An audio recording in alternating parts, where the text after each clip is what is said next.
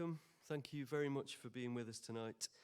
I'm Simon Armitage, and it's been my huge pleasure to curate and convene the poetic thread of the Ripples of Hope Festival. This is our final event of the weekend. Before we go any further, I'd like to thank everyone who's been involved in arranging and organising this festival. It's been a long time in the making, and there have been quite a few COVID-shaped bumps along the way. And also to thank the staff at home who've been so helpful and hospitable. Can we give all those people a round of applause, please?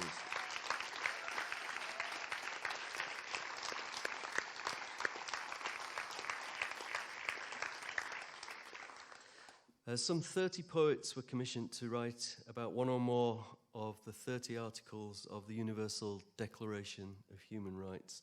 We heard a third of them on Friday night, a third of them last night, and you're about to hear the world premieres of the final third of those poems tonight.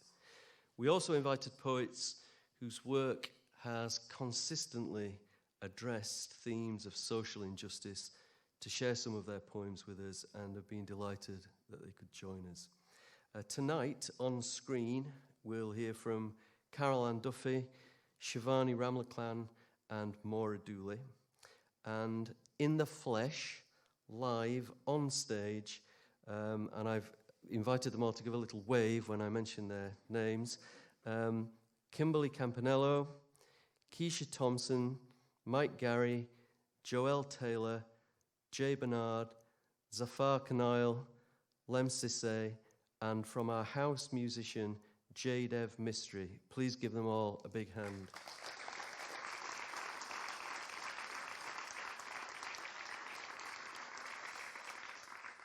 Sean Borodale was also meant to be on stage with us tonight reading his poem. Unfortunately, he's not well. We wish him well.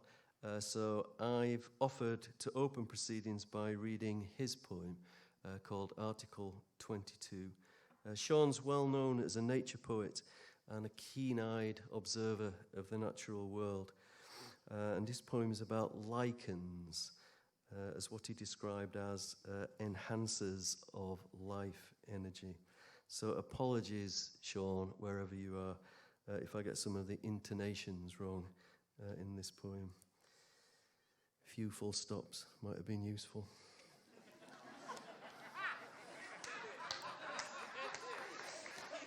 I mean, semicolon never killed anybody, did it? Well, maybe it did. I don't know.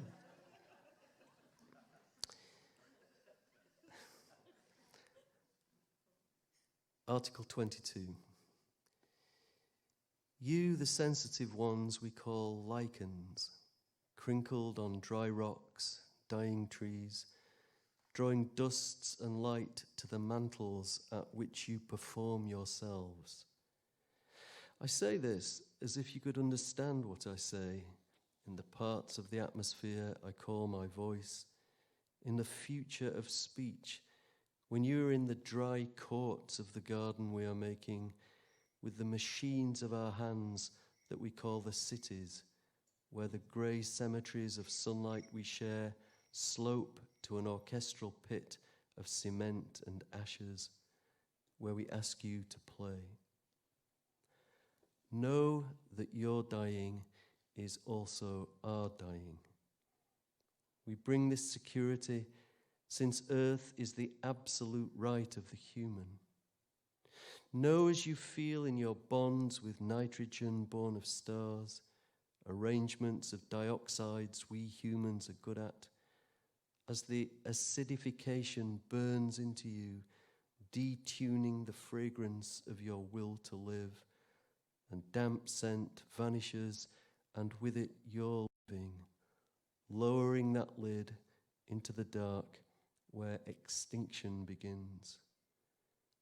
Know when you have found your vanishing in chemistry, which has no death, no life, but only reaction valency. So it may be, as some say already, had we not crept in such small horizons, such as Nietzsche defined for animals. we for whom sight circles tightly in seeking only the end. Perhaps when we speak of our rights, we should expand the meaning of human to that vital relation you harness to light in the all-seeing photosynthetic life vision. Only the sweep of day to give rhythm, it would have been the first right of being human to include your instinct and reflex. Slowly know the within being, the likeness requirement of the world, invoke a disappearance of all self, to know an embodiment as the expression of a star. A poem evolved in cells of metaphor in space, and that this poem is a poem of the sun a poet. It's speaking a basis of rights of all wrongs, the breath of its body born out of light, even in darkness.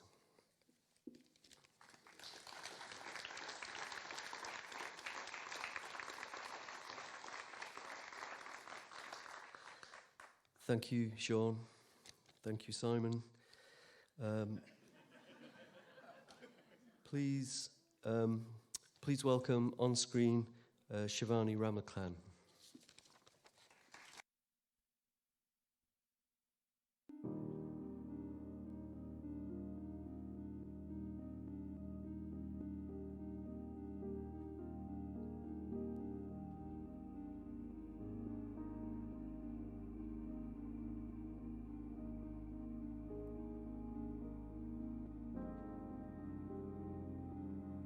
My name is Shivanee Ramlochan.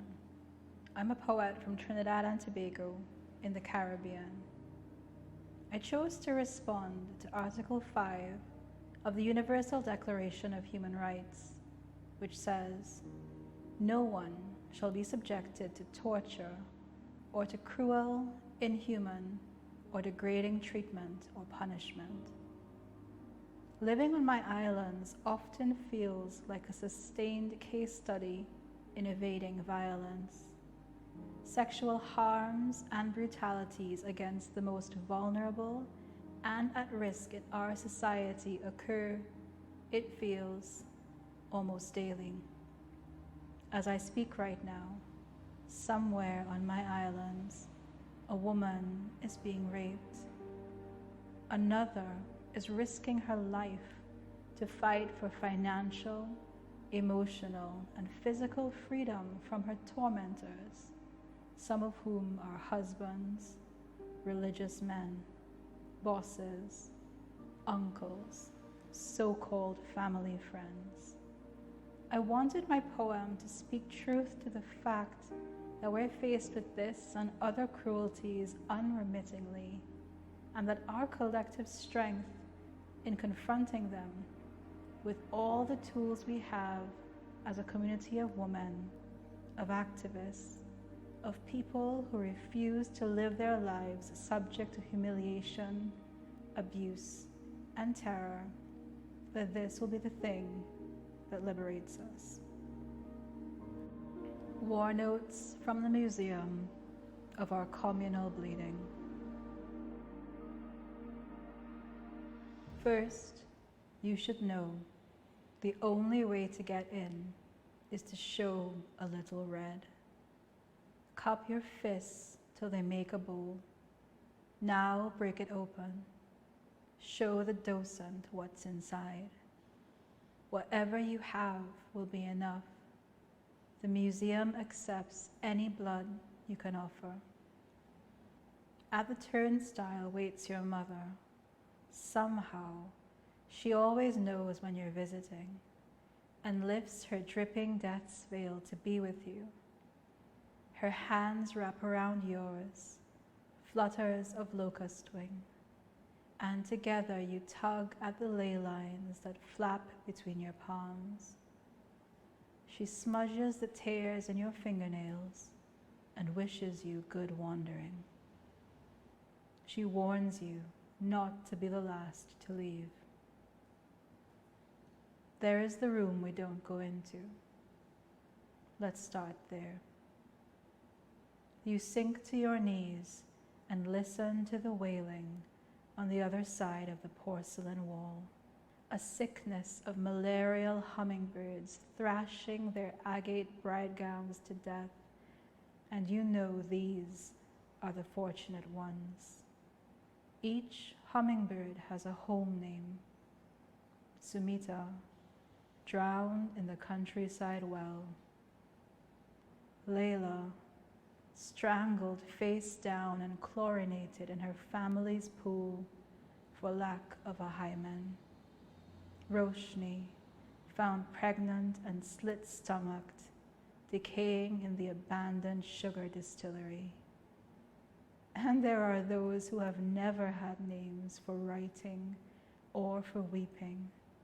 Their braided blood pools at the entryway to the exhibit, exhorting you, asking if today you're brave enough to smell the bleeding. Are you good enough to hunt down the source of the stifled cry? The cutlass folded between sari cloth, the amulet lodged in the throat like a golden coronavirus, something hard and heavy for all these last rites. You press your forehead to the room of 1,000 deaths you cannot enter, and your skin cries. The next part of the tour is interactive. Grab a shovel. The museum's walls split open to reveal a forest. Tall trees like teeth, cavitying the island's earth. Skulls of disappeared women dotting the hillsides. Ossuary gemstones. You must uncover as many as you can. Work under a moon shroud and do it in silence. The exhibit understands that our policemen and our pastors are not your friends.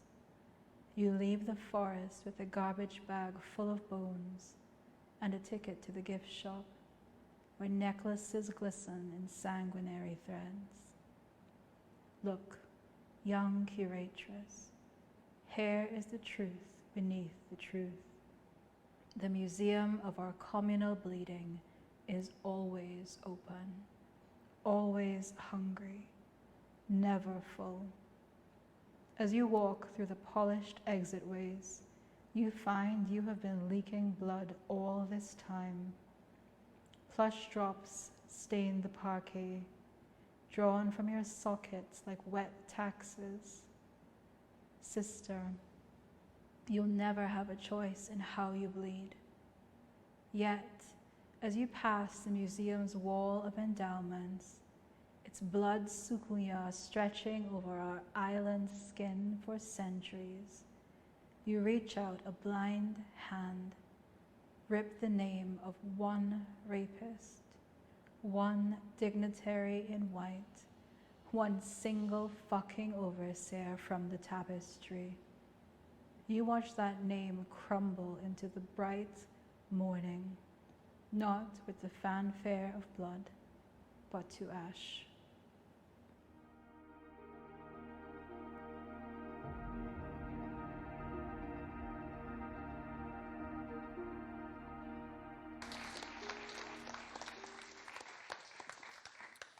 Thank you, Shivanee. Please welcome Kimberly Campanello.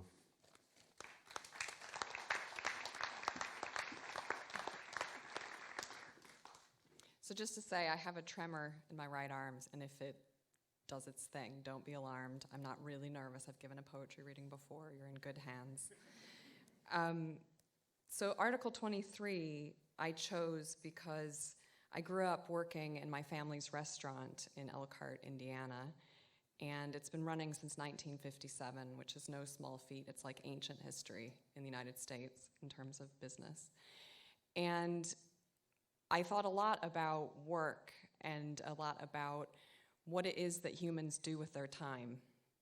And we spend a hell of a lot of our time working, and this right indicates that that should be dignified, that should be well remunerated. We should have rights to organize.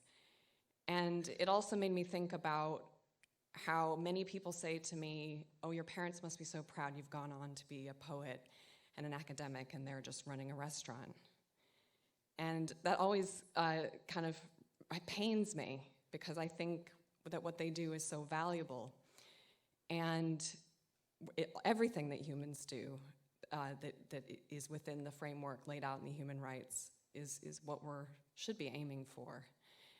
And recently, I was also thinking about how they told us, the archaeologists told us, that Stonehenge was brought from Wales. The rocks were brought from Wales. And I was thinking, God, that's a heck of a lot of work.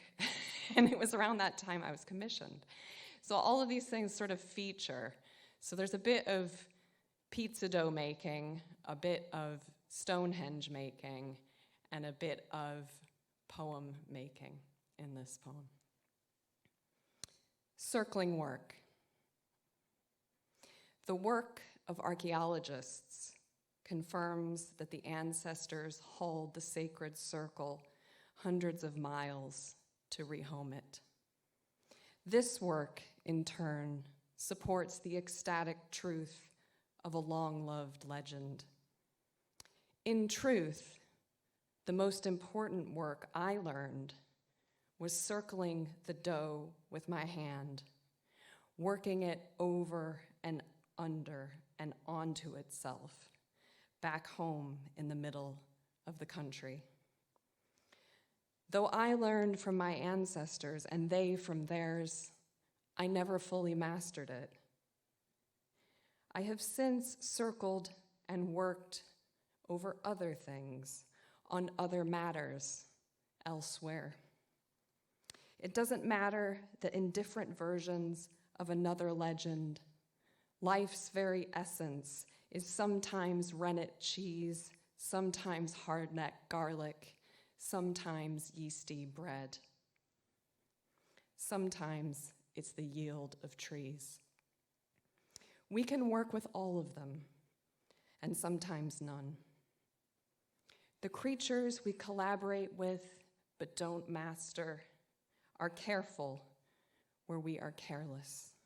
They pick up the slack like we pick up the sacred, carrying it from place to place, and on we graft and grind till it's lodged safely in the very heart of all matter. And so always in our restaurant, the friends of my grandfather go on talking over old country matters, sipping coffee from stackable cups. And on the other side of the counter, I work with the blankness, circling it with my hand as best I can. Thank you.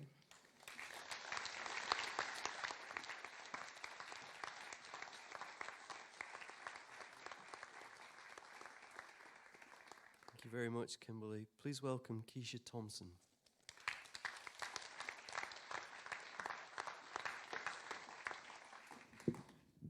Hello. Hiya. You all right? Cool. I always feel like people think I'm being really mank when I'm like, you're all right, but I'm actually like asking. I do care. So my piece is about Article 25, which is to have the right to food, shelter, healthcare, and the right to work as well.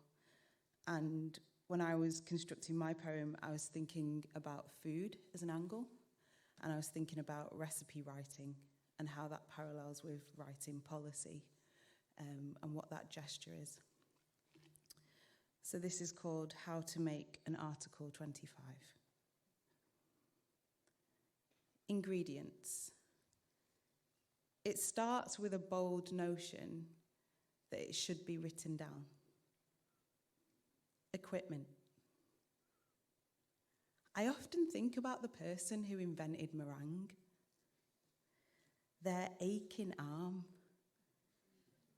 legislating a dream for something different from the translucent, slimy substance before them. A whisk, gavelling hope into soft white peaks, a sweetness in the air. Prep. My mum never writes anything down. She prefers for me to watch her in the act, follow and repeat until it gets into my bones and I secretly take notes, worried about being alone or failing to pass this on. Method 1. How many times do you lick your fingers before reaching for pen and paper? 2. Confident that you've come up with something good enough for everyone. 3. A precedent of good taste. 4. A full-bellied declaration for your future guests and your unborn children. 5. An invitation to a never-ending banquet. 6. Clear and concise. 7. A petition of ingredients that you hope everyone can get hold of. 8.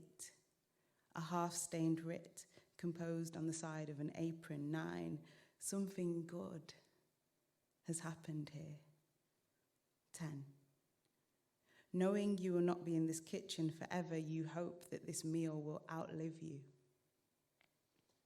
Alternative suggestions. Please rewrite this recipe in languages I cannot speak, with ingredients I do not know. Spill oil and soapy water and red wine and laughter all over it, and convert grams to cups and double up the quantities and do whatever you need to do to make it make sense to you, until you don't have to look at it anymore, until the measurements are in your bones and you can make a dance out of this meal on a Sunday afternoon. Please put it through the letterbox of your neighbour, or make it a visible bookmark as you donate a novel to your local charity shop. Don't assume that someone will just find it, or that someone's come up with something better somewhere else. This recipe was not written with self-doubt or serendipity in mind. Thank you.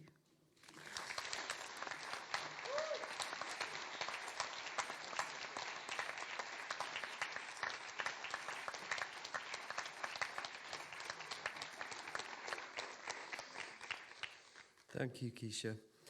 When I asked everybody tonight if they would like to know the running order for the show, everybody said yes, apart from Mike, who said no.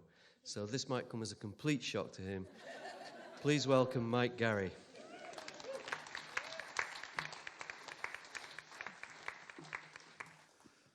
Two things before I start. One, I don't think I'm cool. I have certain seizures under lights, and they happen to be stage lights, and it's my job, and it's not a good look. Ask Joy Division. Secondly,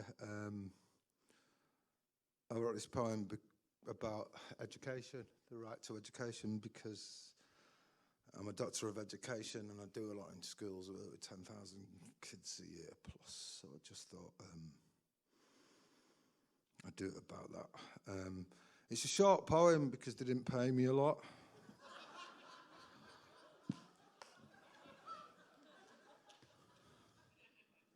What are you laughing at? Joking. So I'm going to sneak another one at the end because I said I have 5 minutes. And you're getting a song.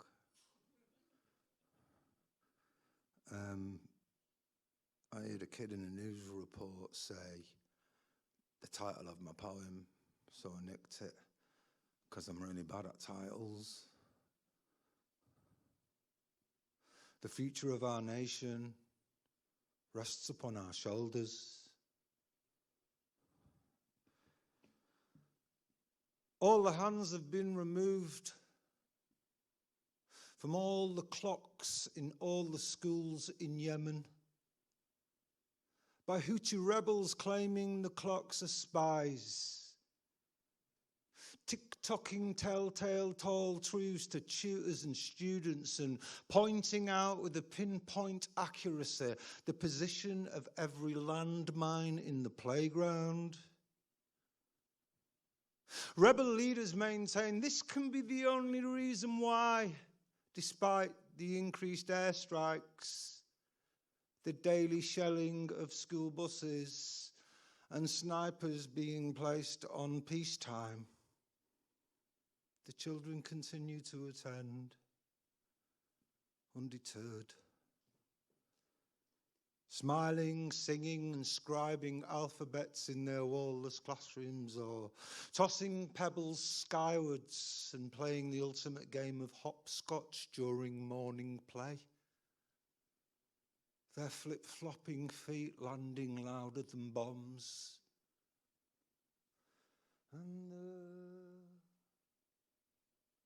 And the sea is deep, baby.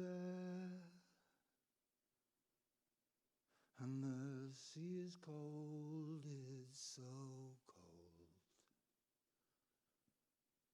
And the sea is deep, baby. And the sea is cold, it's so cold. And the sea is deep, baby, and the sea is cold, cold, cold, and the sea is cold, cold, cold, and the sea is cold, cold, cold. Spring crossings. People smugglers cram open boats with the loneliest of souls who've nowhere to go because their land is baked and they've lost all hope and nobody cares, but everyone knows that that sea is deep and that sea is cold. Bodies afloat as far as the eye can see. Mothers screaming whilst fathers freeze because she's taking on water, starting to lean. Nobody cares. Everyone sees that upside down the world's capsizing as chaos reigns amongst screaming and crying. It feels like a sick game because the kids keep diving, then hiding. Never to reappear, never to re-show. A shock to the system, a strike to the core. Nobody cares. Everyone knows. Sea is deep. And the sea is cold. And the sea is deep.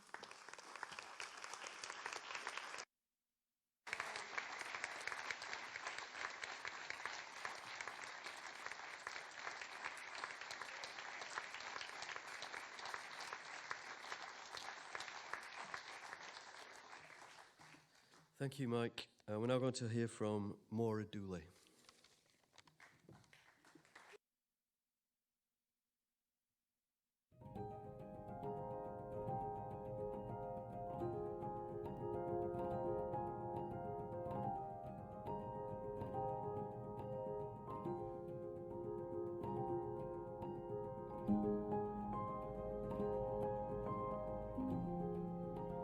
My parents were the children of Irish immigrants. They believed in hard work and that education opened the door to a better life for their children. So learning to read and write was the bedrock. Only in looking at old family records did I see on census returns and marriage certificates that a cross was used instead of a signature by some members of the family in the past. And this led me into thinking about what that cross has meant over the centuries, and that was the root of this poem. ABCdarium. Once you learn to read, you will be forever free. Frederick Douglass. X marks the spot where treasure might be found, where words from weeds begin to stir and books open their leaves to the sun. X magnifies the field of vision tenfold. Ex-Irishman is what an uncle gained in signing up. 3 meals a day, a roof, another nation. But made his mark by handing on where treasure might be found, in schools and libraries and polling station. X is the algebraic unknown. Horizontal axis, skull and crossbone, poison, fast cars, adult danger. X magnifies the field of vision tenfold. The pharmacy, the occult, babe in a manger, another kind of wrong, a sign of love. X is the algebraic unknown. Here's my chromosomes and, fingers crossed behind my back, a photo of my heart you can't yet read, nor what's written in the asterisks above, but in cursive, capitals, in ABCdeary, it's all unravelled now, fiction or fact. We can decipher molten words. We're free to act.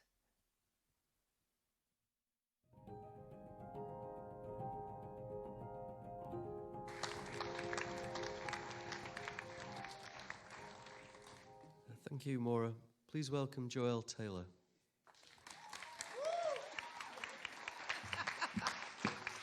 Thank you so much, Simon, and thank you to everyone who's brought us here, because it has really been the most magnificent festival celebrating us all coming together. I responded to Article 27, which is the right to culture, and I perceive that to be like distinct culture and community. I wrote, of course, an incredibly long poem, so I'm going to do just some sections of it. It's called The Quiet Men. 1. Quietly they come. Today, the quiet men came. They banned poetry and the children laughed through their fictional satchels into the sky, and when they landed, they were uniforms that fit the children perfectly. Those whose bodies were coloured outside the lines were left in the offcuts. The key is to keep your arms inside the hemline, ration your breathing, pull everything in and hold. Today, the quiet men came. They cauterized language. An open-back truck shuddered through town, collecting the elders' tongues, those misshapen or blunt, those that speak with a limp. They wriggled together in a net on the metal floor, gasping for words, an idea in a different language.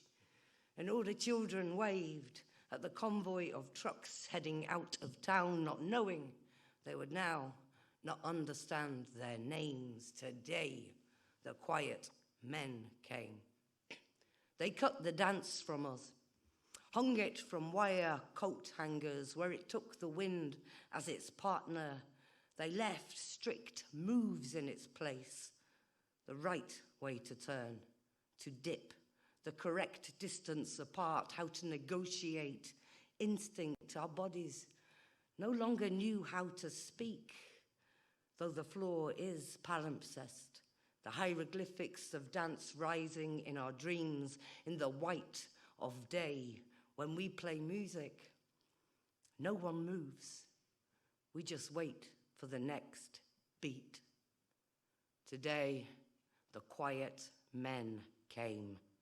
They pasted warnings over our paintings, artworks deleted themselves, and our gaudy frames wrap silence as we exhibit our ignorance. The public gallery hung with artists. The children gathered, ate crisps, wondered at the magnificence of the artist's eye, how the real art is in the swing of shadows against the marble floor.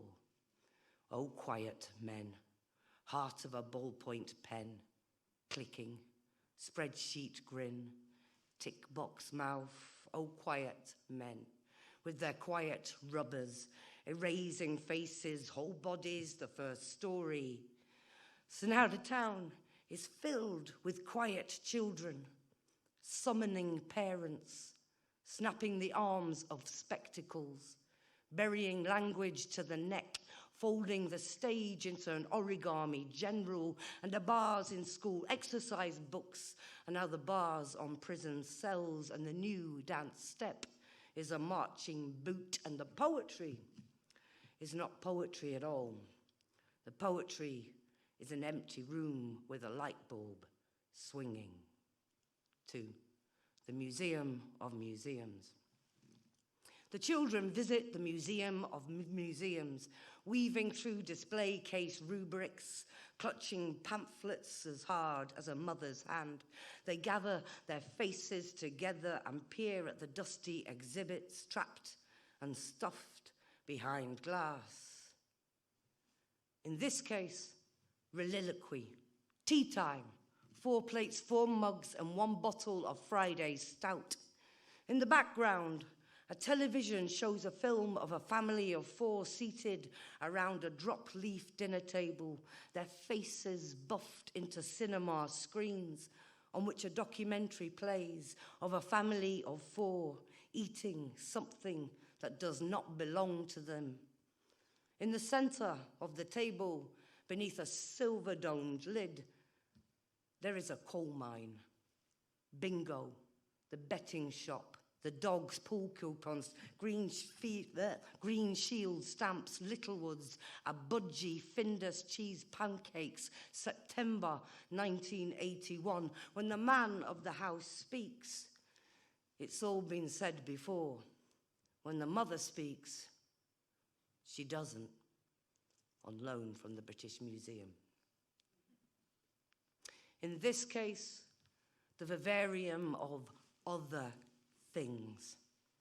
Things that are not us. A dance move developed in the East End. A torn bit of speech, a panic of graffiti, music with non-Anglophone beats, strands of a braid, older poems that are not poems, regional accents, art in a foreign language, Africa, difficult names, films in which we do not feature, gods that do not look like us. And I'll leave it there. Thank you.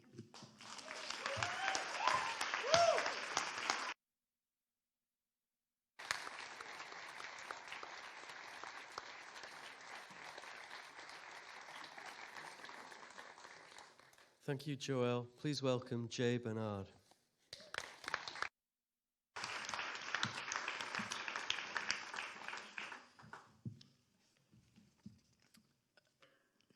Earlier on another panel, we were talking about the poems that we'd kind of looked to, and that classic Auden quote came up, "Poetry makes nothing happen," and I misquoted it. I said, "No one ever talks about the next line, which is, it resists," and the actual wording is, "it survives."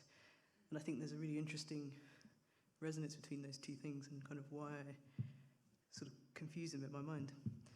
And maybe it has something to do with this article I've chosen and the way that I decided to go about it. I decided to go for Article 28. Everyone is entitled to a social and international order. Yeah, you can read it. But also the way it's kind of phrased is a free and fair world. And I thought it was so interesting to think about that, particularly from like my context and kind of where I am, and also this idea of maybe survival, because what is a free and fair world?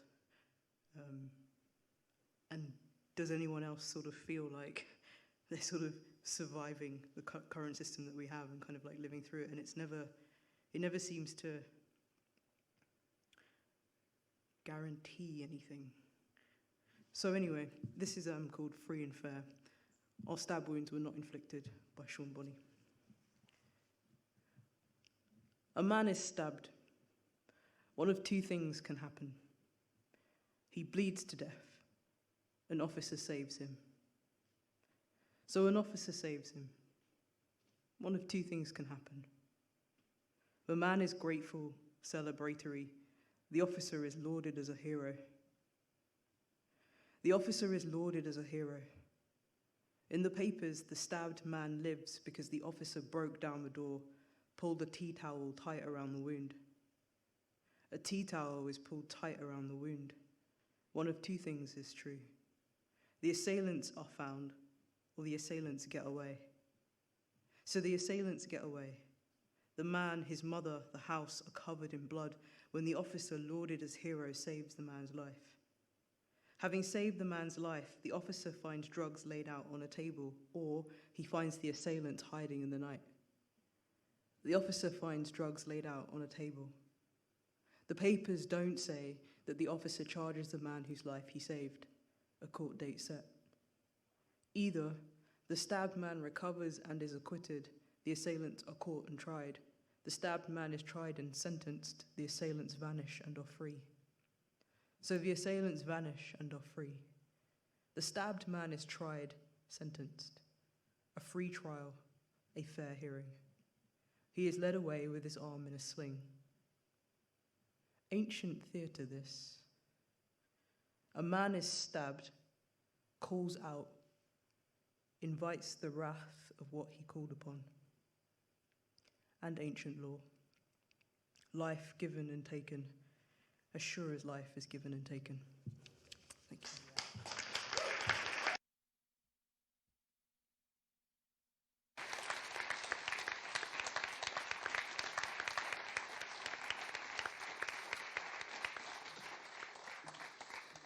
Thank you, Jay. Please welcome Zaffar Kunial.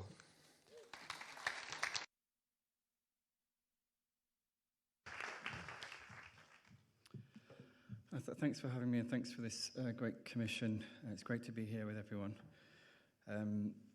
My poem was about, it was a kind of domestic poem, and it was set in the living room where I grew up, and it was about a night when I came downstairs because my father was making a lot of noise. He was banging a table, kind of like a bit about that size, actually, kind of little coffee table type thing. And to help me write this poem, I kind of, it's all closely rhymed, kind of banging rhymes. Like not banging as in, cool, but, close. Just to give a bit of context to it, my parents are from different places, and my mum was educated and was a teacher, a primary school teacher, and she was white. My dad's Kashmiri, and he worked in a factory, but his education was stopped when he was a child because his school was bombed, and so he had a kind of lifelong kind of hatred of war. And this poem is set on a particular night, which was the first night of the first Gulf War, and it's sometime after midnight. Oh, and I should say that, this is the last article, and it doesn't have anything particular, it's just like a guarantee of the other rights, but I was interested that it started with the word nothing. The last word. All my life, I've listened for noise suddening downstairs, signifying nothing or mattering.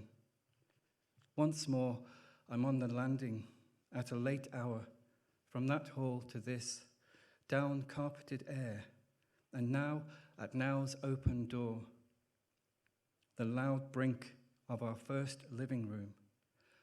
Thunk, thunk. Dad's on the sofa, fist pounding the table. The low legs jump, the glass ashtray trembles. The mother of all battles has begun. Dad, it's late. It's not fair on us, on Mum. She needs to wake up early. Son, the bastards, look what they are doing.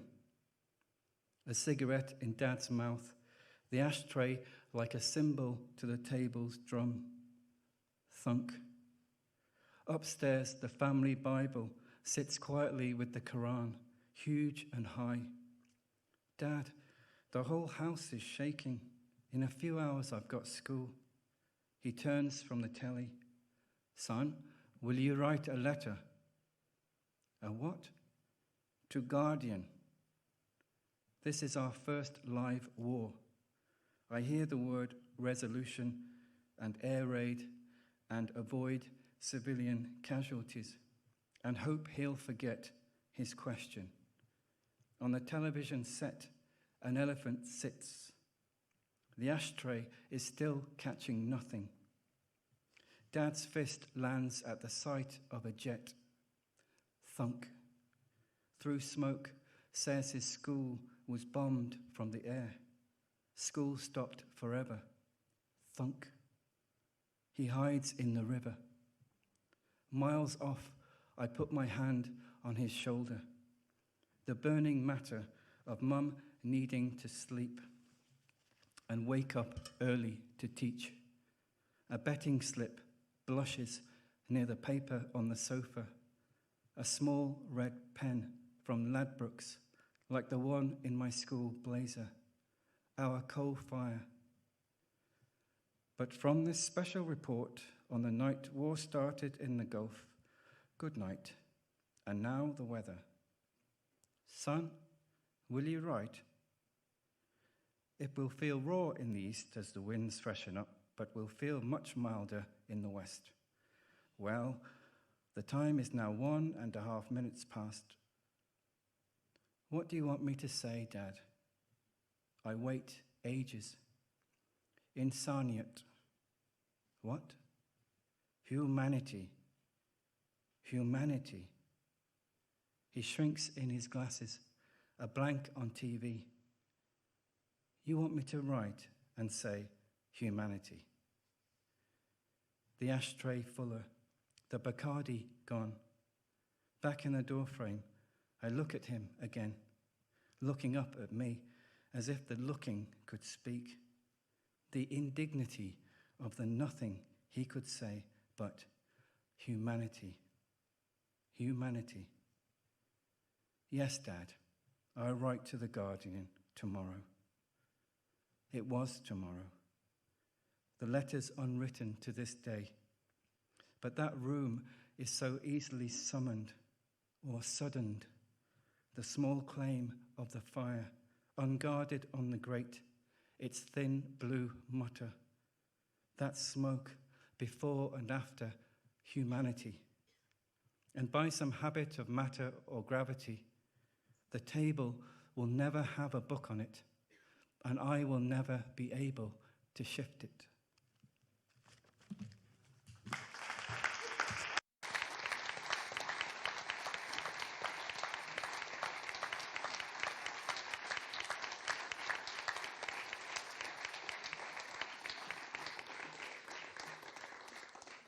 Thank you, Zaffar. We're now going to hear from Carol and Duffy.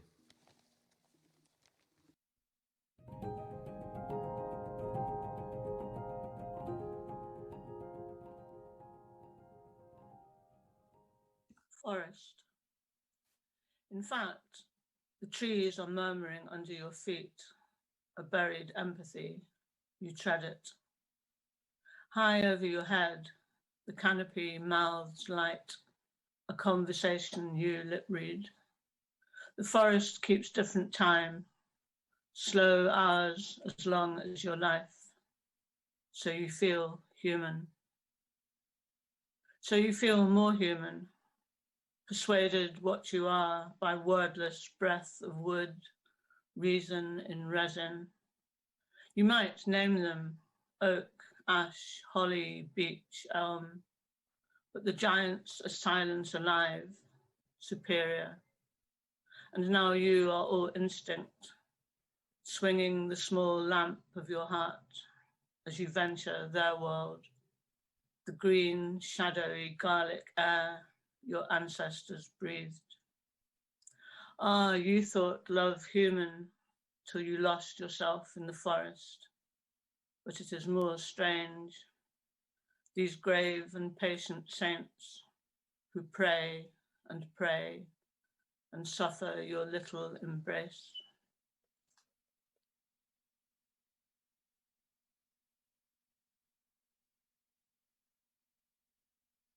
Prayer.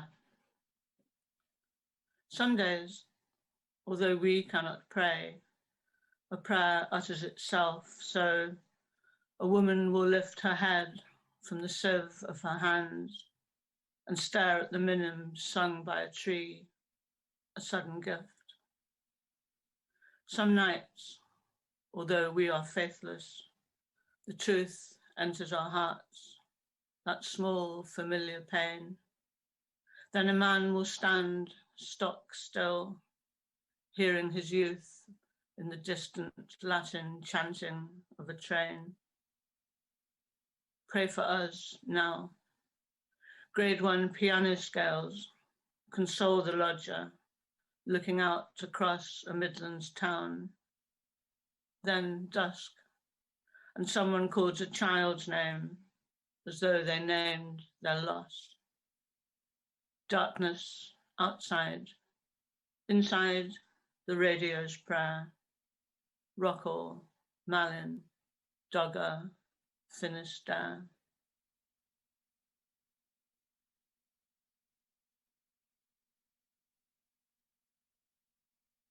Hope is the thing with feathers that perches in the soul and sings the tune without the words and never stops at all. And sweetest in the gale is heard, and sore must be the storm that could abash the little bird that kept so many warm. I've heard it in the chillest land and on the strangest sea, yet never in extremity it asked a crumb of me.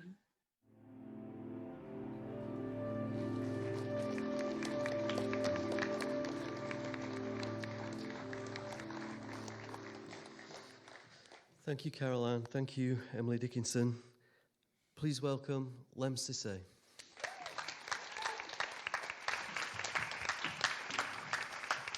Thank you, Simon. Thanks, Jude. And thanks to all of the incredible poets. By the way, I'm more nervous about reading in front of you than I am them. Quite rightly. Remember how we forgot. We don't cram around the radio anymore. We have arrived at that multi-dimensional war where diplomats chew it up and spew it up, and we stand like orphans with empty cups.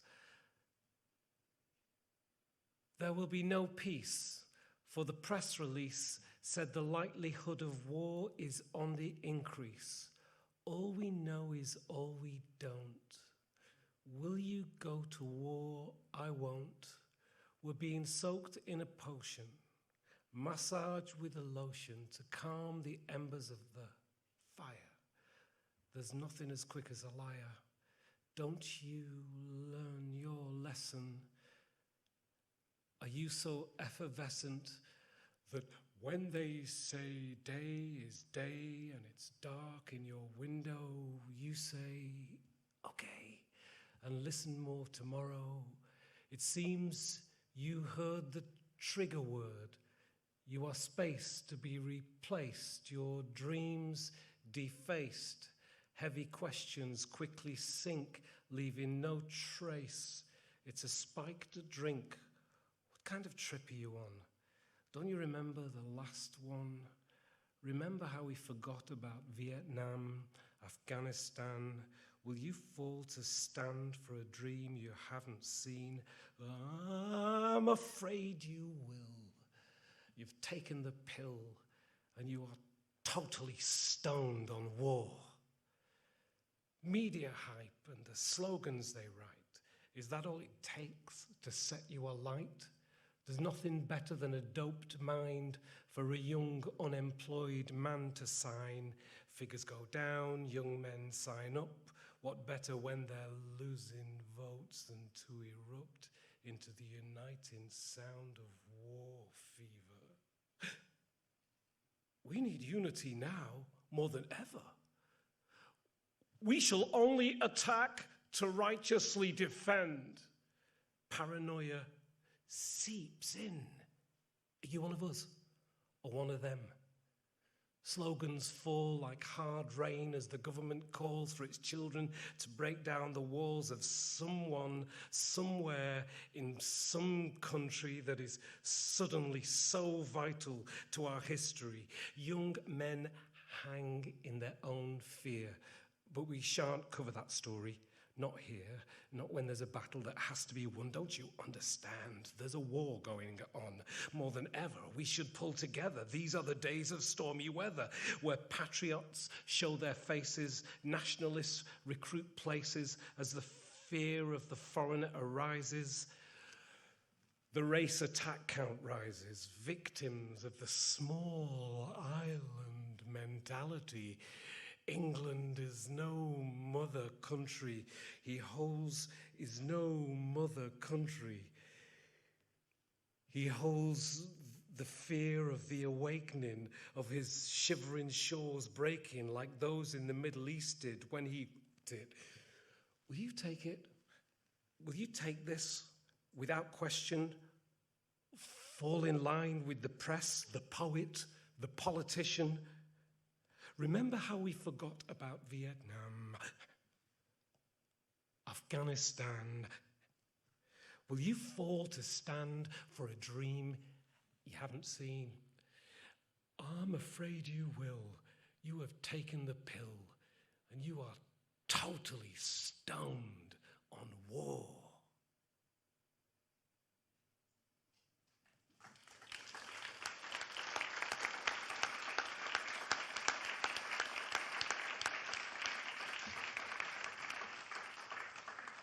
The thing is, when you listen to the signer, it brings a different kind of poetry into your senses. So when you work with something that may have seemed like it's an addition to you, it's not. It's part of it. And that's where the magic is. You know the worst thing somebody can say to somebody on stage?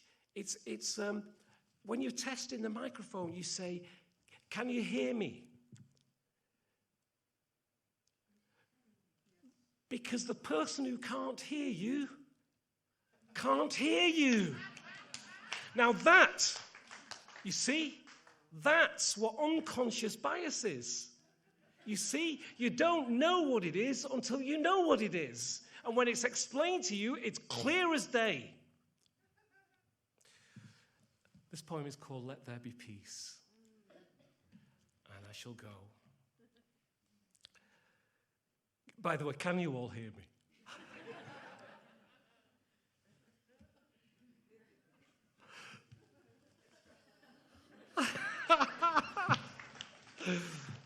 Let There Be Peace. I'd really love it if you joined in with me at the end of this. It's, you know, I'm black. I'm told it's part of the oral tradition. It's terribly boring. So if you just join in the last bit, because we're out. Let there be. If you just join in the last bit, you'll see what it is, and just join in with it. Let there be peace. Let there be peace, so frowns fly away like albatross, and skeletons foxtrot from cupboards. So war correspondents become travel show presenters, and magpies bring back lost property. Children, engagement rings, broken things. Let there be peace, so storms can go out to sea, to be angry and return to me calm.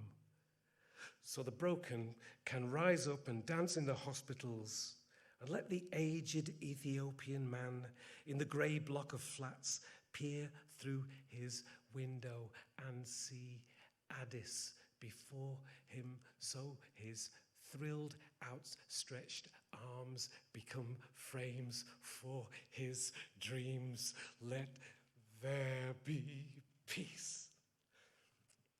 And let tears evaporate to form clouds, cleanse themselves, and fall into reservoirs of drinking water. Let harsh memories burst into fireworks that melt in the dark pupils of a child's eyes and disappear like shoals of silver darting fish. And let the waves reach the shore with a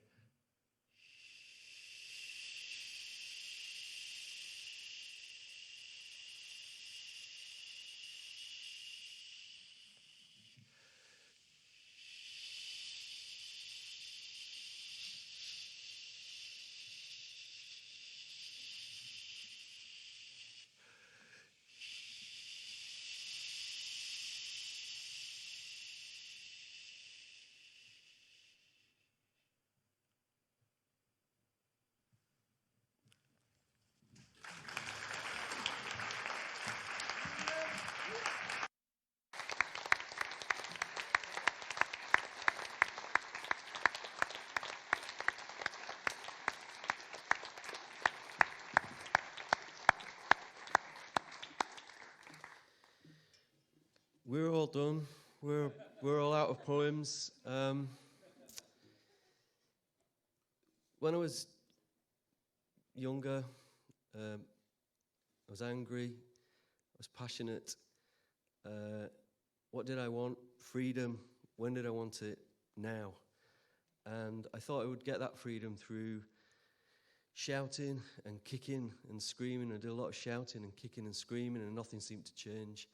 So I retreated. I think that's the right word. I retreated into poetry, which people were surprised about. It was this small, quiet, old-fashioned art form. 30 years later, I feel as if I found freedom through poetry, and that's surprised me. I didn't see it coming. Freedom to think, freedom to speak, freedom to write what I want. Being with these poets this week has just been astonishing. Hearing their poems and listening to them in their work, finding and fantasizing about their freedoms and the freedoms that they want for other people.